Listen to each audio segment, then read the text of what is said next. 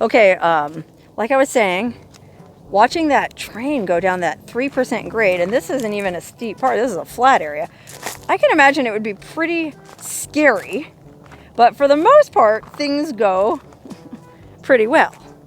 But every once in a while, something goes wrong, and it can have terrible consequences. And back in 1989, on May 12th, 1989 to be precise, there was a terrible accident. That's right, a terrible accident involving a 6-locomotive, 69-car Southern Pacific freight train that was carrying Trona.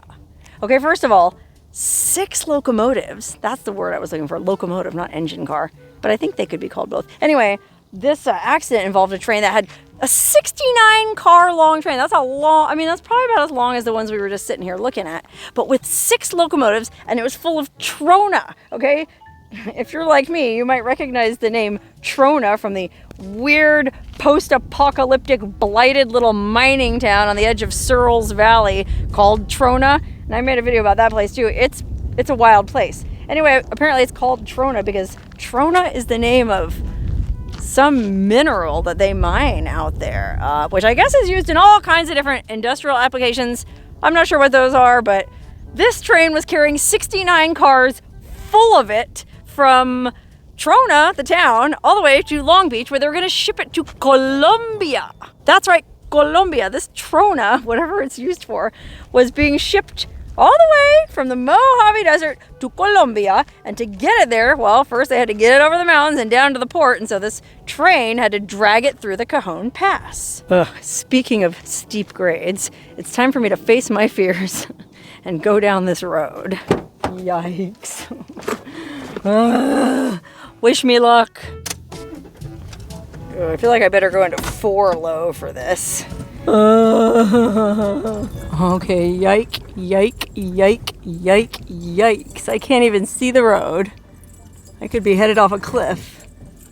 And I kind of am, oh my god. See what I mean? You do not want to do this in just any car. This is like experienced off-roading only. Whew! Holy moly! I made it!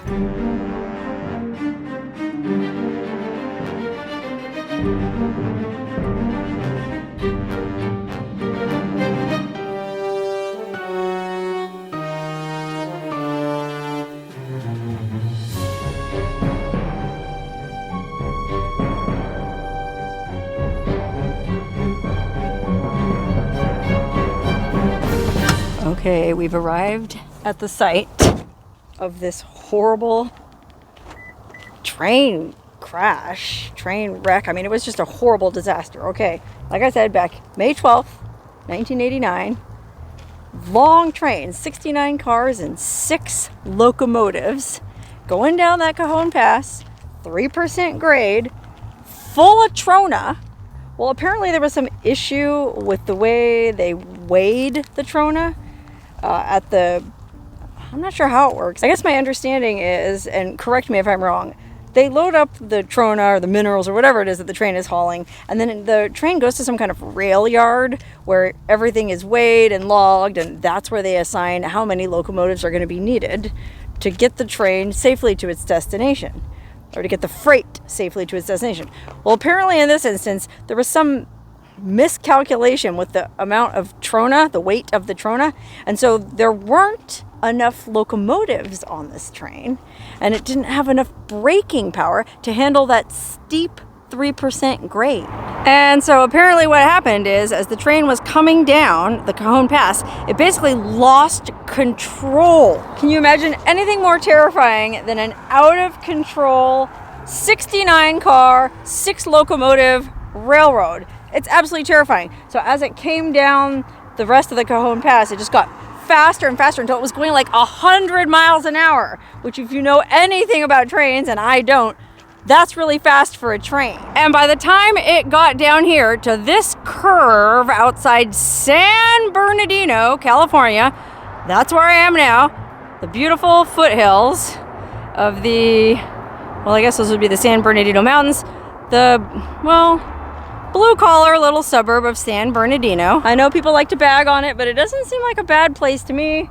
Beautiful mountains, nice scenery, plenty of trash everywhere. Anyway, back on May 12th, 1989, when this out-of-control locomotive was going 100 miles an hour, it got to this curve on the track. It was going so fast that it just completely fell off the track and toppled over into this field here where there used to be a bunch of houses.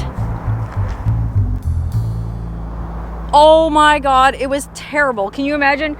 I don't know how many houses were in this lot, but the way they're jam-packed in here, it looks like there was probably at least 1, 2, 3, 4, probably like 7 or 8 houses in this now empty plot of sadly garbage-strewn land where I parked. Well, this out-of-control train came rushing down the track at 100 miles an hour, jumped the track, fell over, just came crashing, like all the cars jackknifed and the whole mess just went bashing into these houses. And I mean, it was terrible. I was gonna say miraculously, only I think 4 people died, but it's still a terrible tragedy because I think it was one of the engineers on the train, one of the brakemen on the train, and 2 little boys in one of these houses. Like I said, this is a blue-collar neighborhood. You know, folks can't afford to buy a place down yonder in Beverly Hills or Malibu. Well, they have to live up here next to the railroad tracks. And to make things worse, not only is it noisy and not only does it smell bad, well, apparently you run the risk of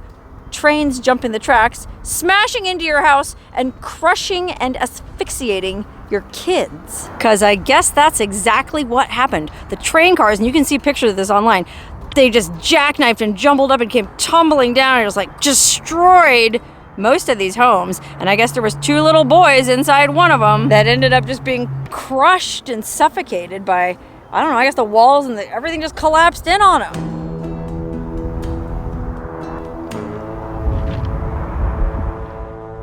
And according to Google, there's supposed to be some kind of monument or memorial to this tragedy somewhere around here, but golly, I don't see anything. Looks to me like the locals are just using it as a dumping ground. You know, sadly, that's what happens when there's any free space at all in an urban environment. Well, people just go throw their old tires and crap on it, regardless of what happened at this site not that long ago, May 12th, 1989. What is that?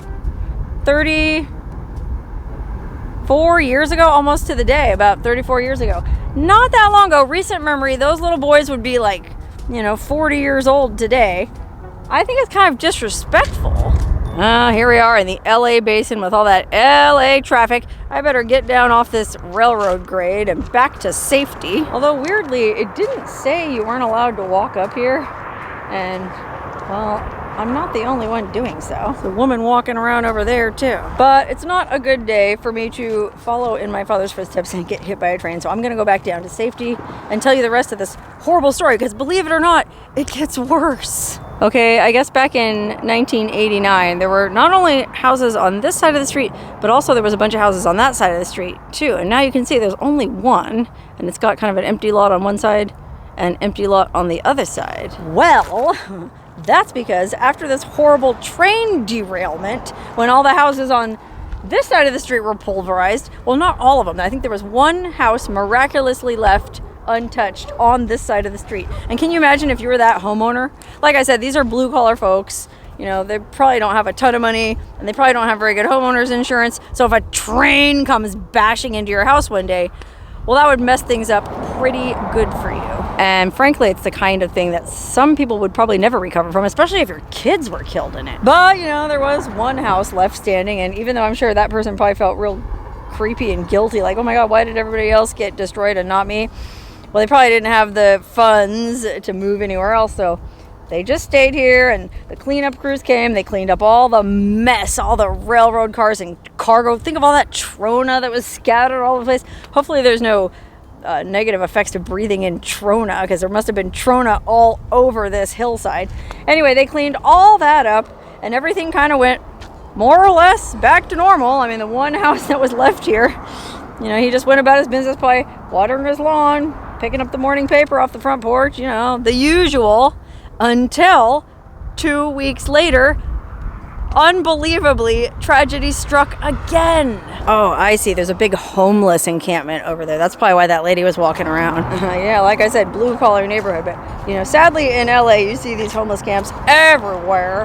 Well, maybe not in Beverly Hills, but just about everywhere. Anyway, back down here to the garbage dump that's the former site of these poor people's houses. Really gross and really disrespectful. Maybe the people who live here don't even know this happened. You know, I wouldn't be surprised. People just move where they can afford to move, and they don't really think about, you know, oh, this house is built on an old Indian cemetery or something like that. Anyway, like I was saying, 2 weeks later, tragedy struck the same exact block again. And yes, it had something to do with this petroleum pipeline. This is just the worst luck ever, and it's just unbelievably horrible for the poor people who lived in this neighborhood. Okay, so the train derailed. They came in, they cleaned everything up. They made sure nothing was done to damage this petroleum pipeline, which this pipeline runs from somewhere around Long Beach, I think, all the way to Las Vegas. This supplies all the gas to the people of Las Vegas. So all the gas stations and everything they need to run them, casinos and everything that's going on out in Vegas. Probably Barstow too, for that matter, Hesperia, Victorville, all those towns up in the high desert rely on this petroleum pipeline. Well, when they did this cleanup after the train, they checked to make sure that the pipeline was undisturbed. And I guess they, you know, the pipeline people came out, checked, everything was okay. So they thought. Well, 2 weeks later, apparently what happened is during the cleanup effort, when they were down here bulldozing all the broken up houses and Trona and train cars and stuff out of here, well, one of the pieces of heavy equipment, like an excavator or something, did, unbeknownst to everyone, bump or somehow crack this petroleum pipeline. Maybe just a hairline fracture, but it was enough to where the thing was leaking, and it was a ticking time bomb. Okay, here's everybody trying to get their lives back to normal. Here's that one guy whose house is still standing, trying to get his life back to normal. Everyone's just trying to forget anything ever happened. But unfortunately, something else happened. The pipeline blew up just 13 days after the accident. On May 25th, this pipeline just suddenly exploded and took out 11 more houses. Okay, I guess that basically just wiped out this entire neighborhood. And apparently it was a huge fire that was like, I think the flames went like 300 feet high, and the fire burned for 7 hours. And unfortunately, 2 more people who lived in this neighborhood lost their lives, bringing the total number of dead people from this horrible accident to 6. 4 innocent civilians living in this neighborhood and 2 people working for the railroad. And like I said, I don't see any kind of memorial anywhere around here talking about the people from this neighborhood who died in this terrible accident. But if you go over to the Tehachapi Pass, where I was talking about earlier, the Tehachapi Loop, apparently in the middle of the Tehachapi Loop, there is a memorial to the brakeman and the engine guy that lost their lives in this crash. So at least they got some kind of recognition. I mean, I guess they just decided not to bother rebuilding any houses here because, well, after 2 disasters in 2 weeks, maybe they just sort of felt like the place was cursed, you know what I mean? And it is interesting, if you look at it now, like just that one house has been rebuilt, and that is a newer house, so you can tell that was built after this accident. Remember, the accident happened back in 1989. They didn't build houses that looked like that back in 1989. You know, especially not in this part of town. Back then, it would have just been little clapboard ranchers, if anything. And really, the only thing that's left here now is like some busted up old concrete, which I'm pretty sure has nothing to do with the accident. And just trash. You know, I was kind of hoping that maybe something here was actually a monument, but I don't know what that is. Part of a bathtub or something, and it's definitely not a monument. Anyway, you can look this accident up on YouTube. There's actually some pretty good videos about it.